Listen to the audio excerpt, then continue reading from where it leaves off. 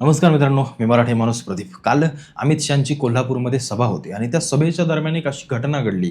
त्या घटनेकडे पाहताना येणाऱ्या काळामध्ये काय नक्की होणार आहे ओमराजे निंबाळकरांचं, या गोष्टीचा एक सूचक संकेत त्यावेळेला मिळाला असं मी सांगतो. व्यवस्थित ऐका नक्की विषय काय आहे हा.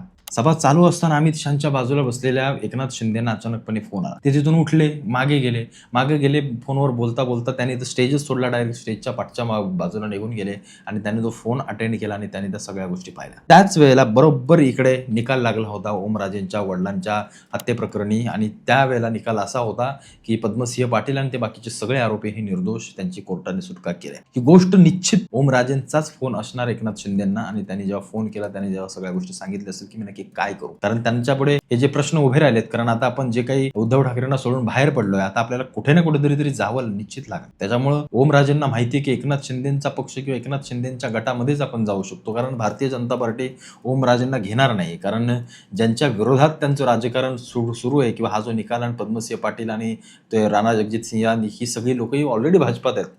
त्याच्यामुळं ओमराजेंना भाजप अजून ओढून घेणार नाही आणि पक्षातल्या पक्षात कलह निर्माण करणार नाही. त्याच्यामुळं जी काही कॅव्हिटी एक राहते, जी काही पोकळी एक राहते ना, ती ओमराजेंना ही शिंदेंच्या सेनेमध्येच दिसते आणि तो निश्चित फोन त्या शिंदेंनाच ओमराजेंनी केलेला असणार, एवढं मात्र निश्चित. कारण एक गोष्ट लक्षात ठेवा, शिंदेंच्या गटामध्ये ओमराजेंना जर जायचं असेल किंवा ते जर गेले तर येणाऱ्या काळामध्ये ओमराजेंना त्याचा फायदा होईल, निश्चित फायदा होईल. कारण जर भाजपमध्ये ओमराजे गेले तर त्यांना मात्र भारतीय जनता पार्टी कधी सपोर्ट करणार नाही या प्रकरणासाठी, निश्चित कधी करणार नाही. कारण त्यांना असं कधीच वाटणार नाही की आपण ओमराजेंना बाजूला करायचं किंवा ओमराजेंना जवळ करून यांना बाजूला करायचं, असं त्यांना कधीच वाटणार नाही. कारण पद्मसिंह पाटील आणि त्यांचा जो काही वावर आहे किंवा त्यांचं जे काही एक वलय आहे ते देखील भारतीय जनता पार्टीसाठी तेवढंच महत्त्वाचं आहे.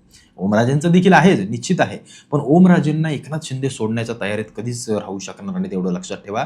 आणि तीच तत्परता एकनाथ शिंदेनी त्या सभेतून उठून जाऊन दाखवली. कारण त्यांना माहिती आहे खासदार डायरेक्ट आपल्या हातामध्ये मिळतोय, धाराशिव सारख्या एका चांगल्या विभागाचा किंवा क्षेत्राचा माणूस आपल्या हातामध्ये येतोय आणि जो अशा पद्धतीचा निंबाळकर घराण्याशी सगळ्या हे असलेला माणूस आहे. त्याच्यामुळे याला सोडणं शिंदेना तरी परवडणार नाही. कारण एक खासदार घेणं म्हणजे आपोआप त्याच्या हाताखालचे 3-4 आमदार, 4-5 आमदार आपल्या बाजूनं करून घेणं, असंच एक राजकारणाचं गणित असतं. आणि ओमराजेंची ताकद ही वैयक्तिक आहे. अनेक जण म्हणतात की ओमराजेंना उद्धव ठाकरेंमुळं निवडून दिलं. नाही, ओमराजेंची तिथल्या मतदारसंघातली एक वैयक्तिक स्वतःच्या चेहऱ्याची ओळख आहे. तसं पद्मसिंह पाटील आहेत, त्यांचं एक तसं वलय आहे, तसं ओमराजेंचं, पवनराजेंचं त्या भागामध्ये वलय आहे. त्याच्यामुळं ते चेहऱ्याकडे बघून होणारं मतदान आहे, ना की पक्षाकडे बघून होणारं मतदान आहे. आणि हे एकनाथ शिंदे अत्यंत बरोबर जाणतात. त्याच वेळेला आता जर ओमराजे परत तिकडे गेले उद्धव ठाकरेंकडे, तर सध्या राहिलेली जी उद्धव ठाकरेंकडे लोक आहेत ते काही एवढी खास नाहीत. म्हणजे ओमराजेंचं कसं होतं, एक तरुण नेतृत्व, बोलण्याची क्षमता चांगली आणि धडपड नेतृत्व, या सगळ्या गोष्टी, त्यामुळे ते आपल्या पक्षामध्ये आलं. एखादी चांगली संघटनात्मक जबाबदारी देता येईल,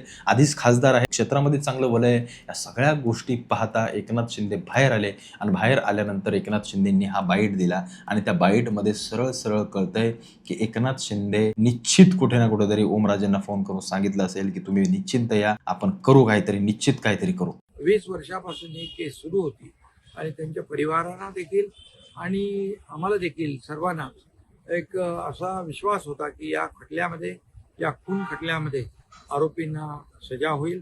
परंतु दुर्दैवाने हे सर्व आरोपी निर्दोष सोडण्याचा निर्णय कोर्टाने घेतला आहे. मी स्वतः आणि मुख्यमंत्री देवेंद्रजी फडणवीसजी यांनी केंद्रीय गृहमंत्री अमित भाई शाह यांच्या कानावर ही घटना घडलेली आहे. कारण या वेळेला देवेंद्र फडणवीस देखील असं नाही म्हणणार किंवा असा विरोध नाही करणार की ओमराजेंना शिंदेच्या पक्षात जाऊनच देऊ नका, शिंदेची ताकद वाढेल. नाही, सध्या ताकद कमी करायचं काम कोणाचं आहे तर ते ठाकरेंचं आहे, उद्धव ठाकरेंचं आहे. आणि राहिला प्रश्न एकनाथ शिंदेच्या ताकदीचा, तर तो पुढच्या पुढे पाहता येईल. कारण शेवटी आपल्याला युतीतच राहायचं, जागा जास्त, ज्याच्या सगळ्या गोष्टी जास्त, त्याला निश्चित मुख्यमंत्र्यांनी या सगळ्या गोष्टीचा वाटा सगळ्यात जास्तच मिळणार, कारण ते बाळासाहेबांपासूनच सगळ्या गोष्टी चालत आलेल्या आहेत. त्यामुळे फडणवीसांना देखील माहिती आहे ओमराजे जर माझ्या पक्षात आला तर मग मी यांच्यात कसं भांडण लावत बसू, मी ते कसं सोडवत बसू, कारण दोघेही जण म्हणतील की तुम्ही माझा अन्याय केला, तुम्ही माझा अन्याय केला.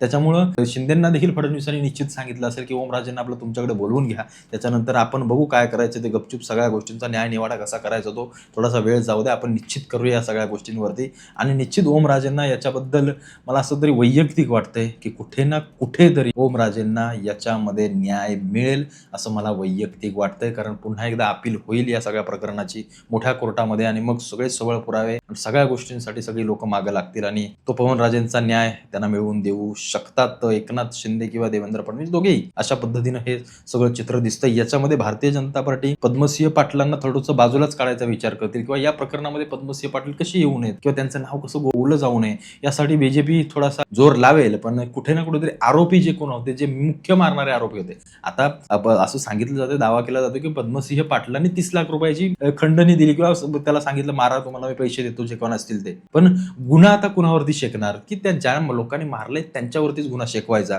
आणि तिकडे पद्मसिंह पाटलांनाही बाजूला काढायचं, इकडे यांना न्याय मिळवून द्यायचा, एका दगडात दोन पक्षी मारायचं. अशा पद्धतीचं राजकारण किंवा अशा पद्धतीचा विचार निश्चित चालला असेल, जेवढं मला राजकारण कळतंय तेवढं. पण शिंदे ओमराजेंना सोडणार नाहीत. त्यांना त्यांचं महत्व माहिती आहे, त्यांना त्या माणसाची ताकद माहिती आहे. खासदार हातामध्ये घेणं ही फार मोठी गोष्ट आहे. एखाद्या नगरसेवक वगैरे याची गोष्ट सोडून द्या, पण आमदार आणि खासदारासाठी कोणताही पक्ष नेता किंवा कुठलाही मोठा नेता कोणतीच तडजोड करणार नाही, एवढं मात्र निश्चित. आणि तीच सगळी गोष्ट ओमराजेंच्या या प्रकरणामध्ये दिसते. येणाऱ्या काळामध्ये एक असाही संघर्ष सुरू होणार आहे आणि तो होणार आहे शिंदे आणि फडणवीसांच्या मध्ये. ते म्हणजे महायुतीमध्ये संघर्ष सुरू होणार. जशा पद्धतीने महाविकास आघाडी एकत्र येईल, त्यांच्यामध्ये देखील धुसफूस आणि संघर्ष चालू असतो, तशाच पद्धतीचा संघर्ष महायुतीमध्ये देखील चालू होईल.